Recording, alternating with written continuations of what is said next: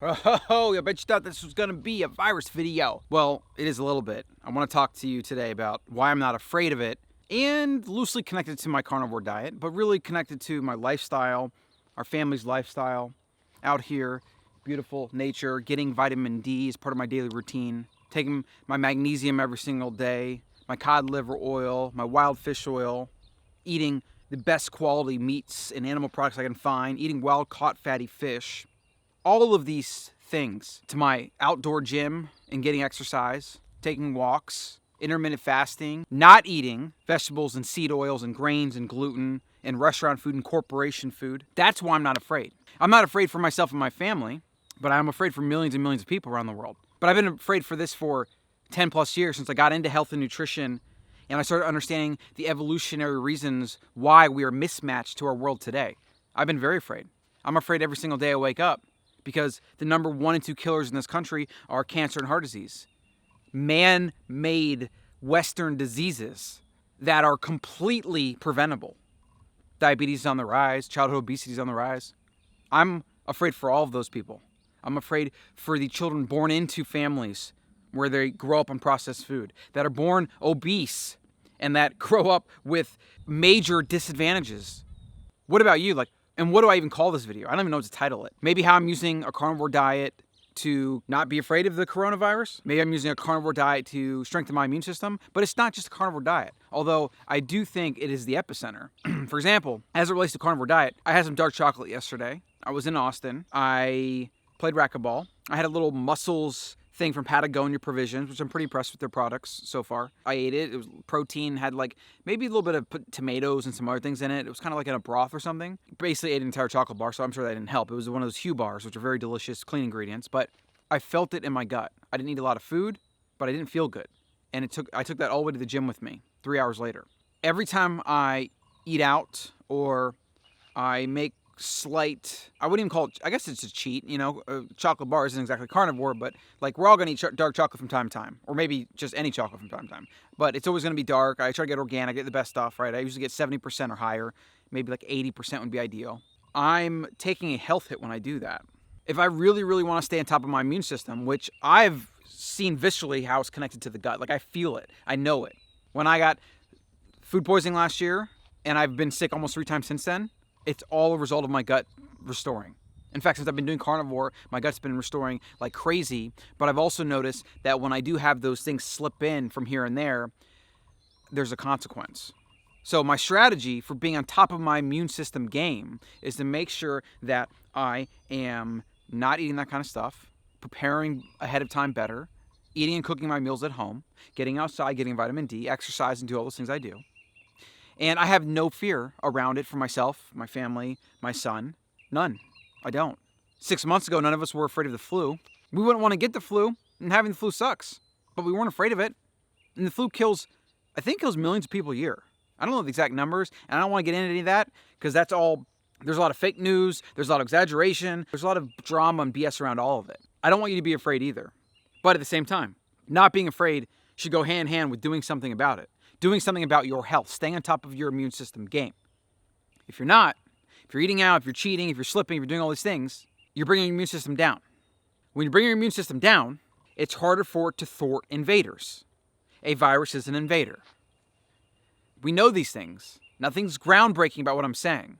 But reminding yourself of the basics of how a virus works, how biology works, how immunity works, how immune systems work, how recovery and getting things and how it all works. We need to keep the most important things front and center versus buying into the fear-mongering nonsense.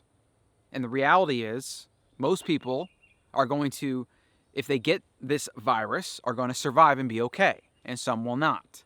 But that's true every single year of the amount of people that get heart disease or cancer or number 3 killer in the United States, medical error. I don't hear people talking about how they're afraid to go to the hospitals, even though it kills hundreds of thousands. I think it kills a couple million or something like that. But you wouldn't be in the hospital in the first place if you had your health in check. So these are all kind of things that domino effects, right? I'm not afraid. I don't want you to be afraid either. Think about these things rationally. If you have to, ignore the news and just make sure you wash your hands and maybe avoid crowded places for some time. Wow, big deal. But life's going to go on. It always does. The human species is extremely resilient, but all at the same time, the human species is not perfect, and it's not 100% bulletproof. We cannot survive everything. And I've been saying this for a long time when we're talking about vaccines and we're talking about antibiotics being overprescribed and all the nonsense that you have around that, and it's not even regulated. In fact, did you know that most antibiotics, not most, but I think it's like 30% of them are prescribed for things that they can't even help? Like a respiratory infection, I think it was. And don't quote me on this. Doctors will prescribe antibiotic and has nothing to do with solving that thing. I don't know if it's respiratory infection or I don't know what it is, but it's it's just overprescribed. And what that does is it kills your gut bacteria. It makes you more susceptible to things like what's happening right now. I haven't had antibiotic in years, but I've had my dose of them. And I think they're connected to my allergies that flare up and to really needing to eat as much of a carnivore diet as possible, because when I eat other foods, it messes up my shit. Which is it probably does for a lot of you watching this. So don't be afraid. Stay on top of your immune system game. Use a carnivore-based diet. Now, let me put a disclaimer out there. I'm not saying carnivore as like you have to eat just animals. And I think that's where I'm going to move some of my content to promoting. It's not 100% carnivore. If you're watching this right now and you're a carnivore eater, you're going to eat mostly animals. You're not going to eat only animals. And I'm actually working on a video about where I think plants fit in and how to add plants strategically, or at least plant foods and fruits and these other things. You know, some are better than others. Some attack your gut more than others, etc. There's a whole wide variety of these different foods that we have to kind of analyze on a case-by-case basis. Doesn't make it easy, but when you go to carnivore, you do complete elimination, then you dial it back a little bit and you add some things like avocado, or I had this little avocado bowl and I threw some chopped cucumber in there. I made sure to peel it. I really should have removed the seeds. I could have actually sliced it, removed the seeds after I peeled it, and then had just the flesh. That would have been the best way to do it. And that's topic for another day. I'll kind of cover that in a future video. So to wrap this video up, keep your immune system as high as you can. Take your supplements where you need to. Eat your high-quality animal proteins as the base of your diet. Throw in some wild-caught seafood here and there. Take your cod liver oil and fish oil. I would recommend taking a magnesium or multiple magnesiums. There's a lot of different versions. I'll probably cover a video on that soon. But do all these things on top of getting as much sleep as you need, getting outside, getting sunlight, getting exercise, moving, walking, exercise, lifting weights, doing all these things.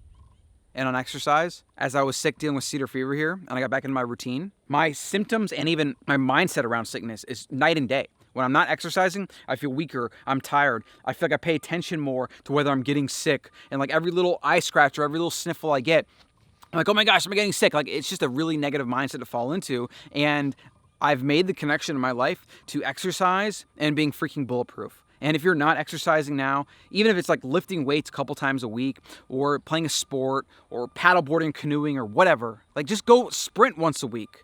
Do 10 sprints as hard as you can. That'll build your legs and it'll deplete you metabolically. Like exercise, sleep, your nutrition, that's how you cannot be afraid, because those are going to be the trinity.